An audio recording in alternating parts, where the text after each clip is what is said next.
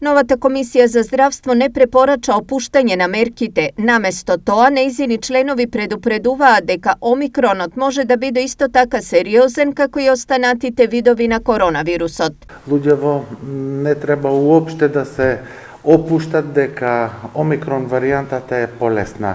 Омикрон варијантата е полесна во поголемиот дел од инфицираните, меѓутоа не заборавајте дека тие се добар дел што лесно го поминуваат се вакцинирани.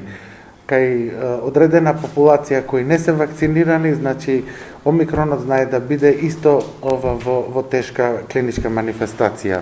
Според Демири, единствениот начин за заштита на здравието, но и животот од ковид е вакцинацијата.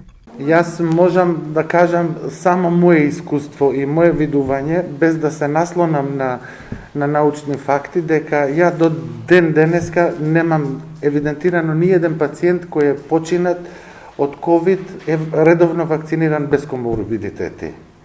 А сум ова сведок на многу пациенти без коморбидитети, невакцинирани кои починале. Последнава недела од 24 до 30 јануари во земјава како последица на COVID-19 починале 148 граѓани, објави Институтот за јавно здравје во својот неделен извештај. Тоа представува зголемување на смртноста за 40% споредено со претходната недела.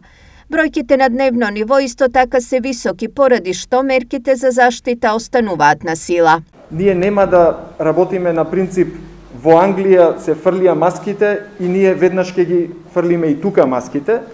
Значи мораме сите сознанија, бидејќи не е па само Англија пример, има и други примери, и секако во Македонија условите се поспецифични за да може толку еднострано да прифаќаме претпоставки од околината па и од надвор. Наскоро ќе започне и скринингот на учениците за што ќе бидат користени така наречени брзи тестови. Се планира да бидат направени околу 20.000 тестови по случаен избор.